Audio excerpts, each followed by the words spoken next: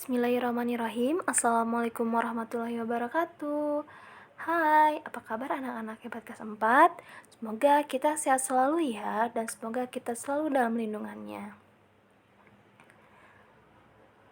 Hari ini kita akan belajar tema 5 mengenai pahlawanku, subtema 2 pahlawan kebanggaanku, pembelajaran 1-2, masih bersama Ibu Vivi Ayenia.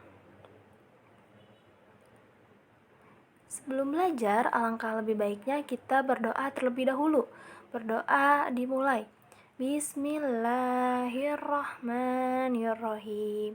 Raditu billahi robba wa bil islami dina wa bi muhammadin nabiyya wa rasula rabbi zidni ilma warzuqni fahman.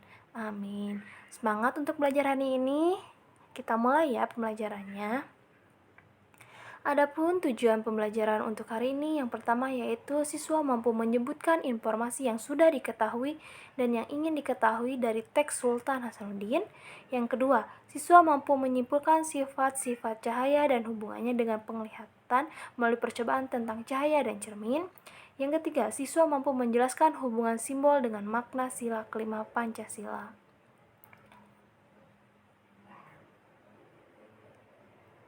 Sebelumnya kita sudah belajar mengenai kerajaan-kerajaan. Sekarang kita akan melanjutkannya ya. Ketika masa kerajaan Hindu-Buddha mulai melemah, masuklah agama Islam ke wilayah Indonesia. Siapa yang punya peran penting di masa kerajaan Islam? Ayo kita akan cari tahu selengkapnya. Nah, di sini kita akan membaca mengenai Sultan Hasanuddin.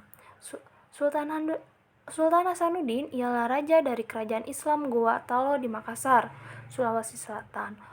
Oleh Belanda, ia dijuluki ayam jantan dari timur karena kegigihan dan keberaniannya melawan Belanda. Ia membela kepentingan kerajaannya dan kepentingan rakyatnya dengan gigih. Ia berusaha menegakkan kedaulatan dan memperluas wilayah kerajaan. Ia berharap dengan Aruk Palaka, Raja Brunei yang dibantu oleh Belanda. Sultan Hasanuddin dikenal arif dan bijaksana. Beliau merasa sedih karena harus bertempur melawan keluarga sendiri.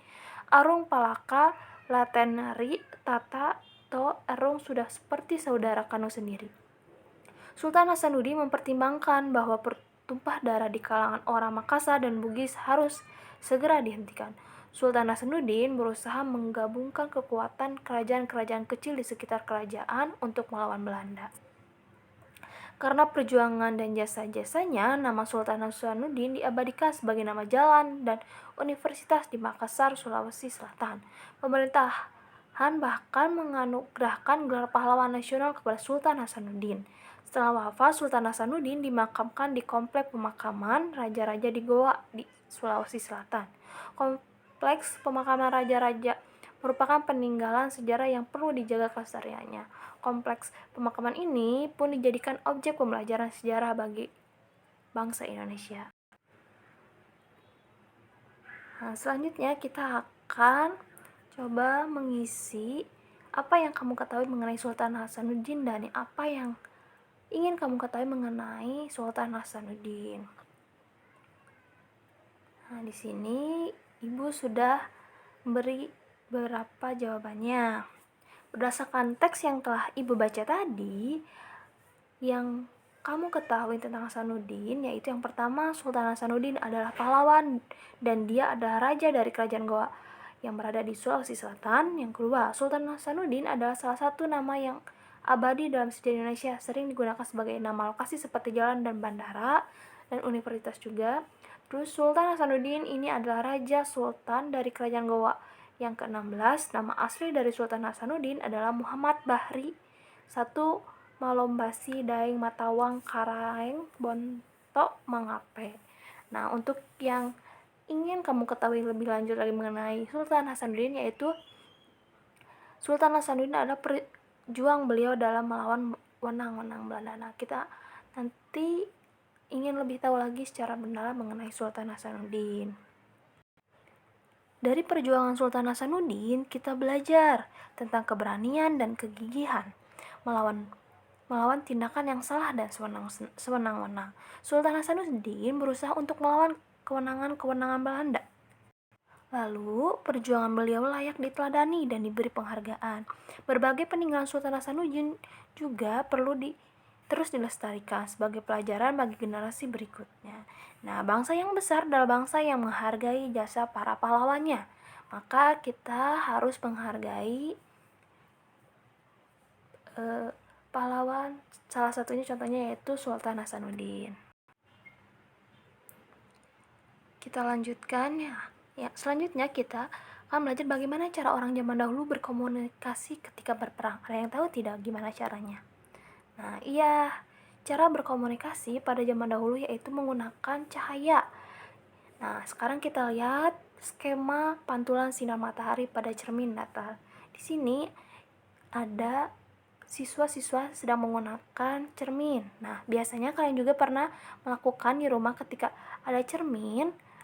Ketika kita memegang cermin lalu ada pantulan cahaya, maka cahaya itu akan memantul ke arah yang lain. Nah, sama seperti ini contoh alat komunikasi pada zaman dahulu. Dan kalian juga tentu ingat sifat cahaya itu yaitu dapat memantulkan cahaya. Nah, setelah kita mempelajari cara komunikasi pada zaman dulu, kita akan lanjut mengenai materi selanjutnya. Nah, dari perjuangan Sultan Hasanuddin, kita belajar tentang keberanian, kegigihan dalam melawan tindakan yang salah dan sewenang-wenang. Perjuangan beliau layak diteladani dan diberi penghargaan. Berbagai peninggalan Sultan Hasanuddin juga perlu dilestarikan sebagai pelajaran bagi generasi kita. Setelah mengetahui perjuangan para pahlawan, masihkah ada tokoh masa sekarang yang memiliki jiwa kepahlawanan? Coba kalian tahu tidak salah satu pahlawan di zaman sekarang? Nah, betul ya. Nah, ini salah satu pahlawan di zaman sekarang yaitu Gusnadi Wiyoga. Prestasi di tengah keterbatasan. Nah, coba kalian perhatikan teks berikut. Gusnadi Wiyoga berumur 15 tahun. Ia berasal dari keluarga sederhana yang tinggal di Dusun Waringin, Maguwoharjo, Sleman, Yogyakarta. Ayahnya adalah seorang tukang sol sepatu dan ibunya adalah seorang ibu rumah tangga. Kondisi perekonomian orang tua Gusnadi yang kekurangan tidak membuat patah semangat untuk berprestasi.